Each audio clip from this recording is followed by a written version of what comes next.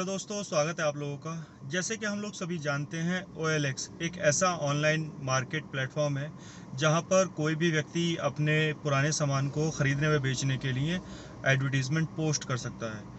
ऐसे ही एडवर्टीज़मेंट का इस्तेमाल कर कुछ अपराधी किस्म के लोग आम जनता के साथ ठगी कर रहे हैं और उन्हें नुकसान पहुंचा रहे हैं। आज चर्चा करूंगा ऐसे ही एक ठगी या स्कैम के बारे में, जहां पर ये अपराधी आम जनता के साथ धोखाधड़ी करते हैं। आइए चर्चा शुरू करते हैं। दोस्तों, चर्चा शुरू करने से पहले मैं आपको बताना चाहूँगा मेरे द्वारा इन्वेस्टिगेट किए गए एक ऐसे ही क्राइम के बारे में, जहां पर इस तरह के अनवांटेड थ्रेट्स यानी कि क्रिमिनल के द्वारा किसी दूसरे के ऐड की आईडी को चुराकर अपनी नई आईडी जनरेट कर किसी व्यक्ति को धोखा दे दिया गया, उसके साथ फ्रॉड कर दिया गया। हुआ यूँ दोस्तों, एक क्रिमिनल माइंड अपराधी के द्वारा OLX पर जाकर एक ऐड जो पहले से गाड़ी बेचने के संबंध में दिया गया था, उसके मालिक से बात की गई।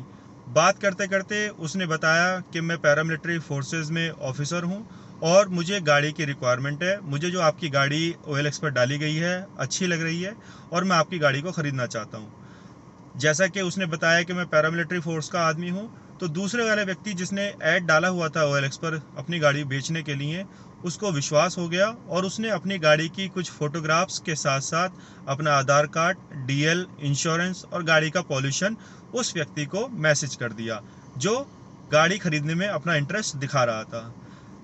कुछ समय बाद जब एक्चुअल ऑनर जिसने गाड़ी को सेल करने के लिए ऐड डाला हुआ था के द्वारा अपनी गाड़ी को बेचने के लिए और उसकी डिलीवरी के लिए उस व्यक्ति को फ़ोन किया गया, तो उसने अपने सारे कॉन्टैक्ट्स को रिमूव कर लिया और उसकी किसी भी कॉल का रेस्पॉन्स देने से मना कर दिया, यानी कि कोई रेस्पॉन्स नहीं दिया। आगे चलकर 1.5-2 महीने बाद जिस व्यक्ति के द्वारा अपने आप को पैरामिलिट्री फोर्सेस का ऑफिसर बताया गया था, उसने उस सेलर जो एक्चुअल सेलर था जिसने गाड़ी को बेचने के लिए OLX पर ऐड डाला हुआ था, उसकी डिटेल्स का इस्तेमाल करते हुए एक नया ऐड OLX पर अपडेट कर दिया। इसी के साथ साथ उसने एक चालाकी और की, उसने अपने ट्रू कॉलर पर भी उस नाम को अपडेट कर दिया जो एक्चुअल में गाड़ी का सेलर था, यानी कि जो पहला सेलर जिसने एडवर्टीजमेंट OLX पर डाला था उसके नाम को भी OLX पर अपडेट कर दिया। इसका क्या बेनिफिट हुआ कि जब भी वो किसी को कॉल करता था या फिर उसको कोई कॉल करता था, तो ट्रू कॉलर पे एक्चुअल गाड़ी ओनर का नाम दिखता था, जिससे आदमी को विश्वास हो जाता था कि जिससे मैं फ़ोन कर रहा हूँ, जिससे मैं बात कर रहा हूँ, वही गाड़ी का एक्चुअल ओनर है, एक्चुअल मालिक है। बस इसी चीज़ का लाभ उसने सबसे ज़्यादा इस इन्वेस्टिगेशन के दौरान लिया। फिर जो विक्टिम था उसके द्वारा इस ऐड को OLX पर देखा गया, इतना अट्रैक्टिव और अच्छा था कि मेरे मुकदमे का विक्टिम अपने आप को रोक नहीं सका, उसे अच्छी डील लगी। उसने उस अपराधी से इस गाड़ी से संबंधित सारी जानकारी मंगा ली। अब जो अपराधी था उसके पास तो गाड़ी की ओरिजिनल फोटो थी, ओरिजिनल RC थी, तो उसने बिना किसी झिझक के, बिना किसी डर के मेरे मुकदमे के विक्टिम को सारी डिटेल्स प्रोवाइड करा दी। मेरे मुकदमे के विक्टिम को एहसास हो गया कि गाड़ी का एक्चुअल ऑनर यही है और यही अपनी गाड़ी को बेचना चाहता है। और इसमें एक बात और उसने बताई, स्कैमर था यानी कि जो अपराधी था, उसने उसको एक बात और बताई कि मैं इस जगह पर पोस्टिंग हूँ और मैं दूसरी जगह जा रहा हूँ, और जहाँ मैं दूसरी जगह जा रहा हूँ वहाँ पर मैं गाड़ी को ले जा नहीं सकता हूँ, इसलिए मुझे गाड़ी बेचने की ज़रूरत पड़ रही है।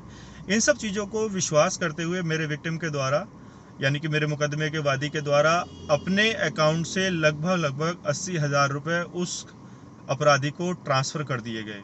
बस यही सबसे बड़ी गलती मेरे विक्टिम के द्वारा हो गई, और जब उसे लगा कि उसके साथ ठगी हो गई है, तो वो हमारे थाने पर आया। थाने पर आकर उसने अपनी तहरीर दी। तहरीर के आधार पर मुकदमा पंजीकृत किया गया और मुकदमे में उसकी इन्वेस्टिगेशन मेरे द्वारा शुरू की गई। इन्वेस्टिगेशन के दौरान हम लोगों ने उसके मोबाइल नंबर को ट्रैक किया और जिन अकाउंट्स में पेमेंट गई थी उन अकाउंट्स को वेरीफाई किया, और आगे चलकर कुछ समय बाद हमारे द्वारा, मेरी टीम के द्वारा, इन लोगों को, अपराधी लोगों को गिरफ्तार कर लिया गया और पैसे की ठीक ठाक रिकवरी उस समय हो गई थी। लेकिन दोस्तों, पूरे केस में जो सबसे बड़ी बेवकूफ़ी मेरे विक्टिम के द्वारा की गई, या फिर चालाकी जो के अपराधी या स्कैमर के द्वारा की गई, जो आपको पैरामिलिट्री फोर्सेस का व्यक्ति बता रहा था, इन्हीं दोनों बिंदुओं पर अलग अलग बात करेंगे। पहले हम बात करेंगे कि क्या क्या चालाकी अपराधी के द्वारा, उस स्कैमर के द्वारा इसमें की गई।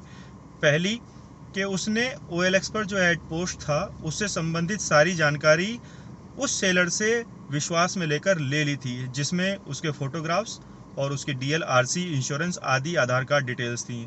दोस्तों, जब किसी व्यक्ति विशेष के पास आपसे संबंधित सारी जानकारी चली जाती है और आप किसी दूसरे को दिखाते हो, बगैर अपनी शक्ल दिखाए, बगैर अपनी आइडेंटिटी प्रूफ किए, तो दूसरा आदमी आप पर विश्वास कर लेता है कि हाँ, आप ही वो एक्चुअल व्यक्ति विशेष हैं जो अपनी गाड़ी को बेचना चाहते हैं या फिर अपने डॉक्यूमेंट्स दिखा रहे हैं, आप वही व्यक्ति हैं।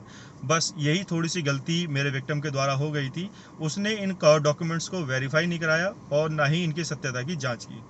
दूसरी बात, उसने अपनी कॉन्टैक्ट डिटेल्स को ट्रू कॉलर पर ऐसे अपडेट किया था कि जैसे वो खुद ही गाड़ी का मालिक हो। मान लीजिए, जब भी आप किसी व्यक्ति विशेष को ट्रू कॉलर से फ़ोन करते हैं तो वहाँ पर उसकी आईडी लिखी हुई आती है और उस आईडी से ही आप अंदाज़ा लगा लेते हैं कि हाँ, सामने वाला व्यक्ति का नाम ये है और ये व्यक्ति बात कर रहा है। इसी चीज़ का फ़ायदा उस स्कैमर के द्वारा, यानी कि उस अपराधी के द्वारा उठाया गया था। और जो अगली बात थी, जो ध्यान देने वाली थी, सारी बातें चैट के द्वारा कर रहा था और ना ही वो किसी तरह की वीडियो कॉल कर रहा था, सिर्फ ऑडियो कॉल कर रहा था और चैट के माध्यम से ही वो गाड़ी के पेपर्स भेज रहा था, गाड़ी से संबंधित डिटेल्स जो ना मेरे विक्टिम के साथ शेयर कर रहा था। अब जो मेन सावधानियां या फिर जो चीज़ें मेरा विक्टिम नहीं पकड़ पाया, उसमें सबसे पहले कि जो गाड़ी का ऐड पोस्ट किया गया था उसकी कीमत बहुत कम थी, काफ़ी अट्रैक्टिव थी। तो इस तरह के अट्रैक्टिव ऐड से बचना चाहिए और इनकी सत्यता को हमेशा प्रमाणित करना चाहिए। दूसरी बात, जब उसे गाड़ी नंबर दिखाया गया था, गाड़ी दिखाई गई थी, तो उसे एक बार जाकर फिजिकली इस गाड़ी को वेरीफाई कराना चाहिए था कि ये गाड़ी उपलब्ध है या नहीं है। अगर है तो किस व्यक्ति के नाम पर है, वो क्यों बेच रहा है, इस चीज़ को भी मेरे विक्टिम के द्वारा वेरीफाई कराया जाना चाहिए था, लेकिन उसने नहीं कराया। और तीसरा, उसने ट्रू कॉलर पर आ रहे नाम को ही सत्य मान लिया, यानी कि उस पर विश्वास कर लिया, जिससे उसे इस धोखे का शिकार होना पड़ा। दोस्तों, मॉरल ऑफ द स्टोरी ये है कि एक शातिर अपराधी OLX पर एक ऐड को देखता है, उस ऐड पर फ़ोन करता है, फ़ोन करने के बाद एक्चुअल सेलर की आइडेंटिटी को उठा लेता है, यानी कि उससे मंगा लेता है और उसे अपनी बताते हुए आगे किसी दूसरे पर्सन को भेजता है, कि बताता है कि ये सामान मैं ही बेच रहा हूँ, मैं ही एक्चुअल ओनर हूँ। दोस्तों, आशा करता हूँ मेरे द्वारा दी गई जानकारी आपको अच्छी लगी होगी। थोड़ा अपना ध्यान रखिए, थोड़ा सावधान रहिए। फिर मिलेंगे एक नई वीडियो में, तब तक के लिए जय हिंद, जय भारत, धन्यवाद।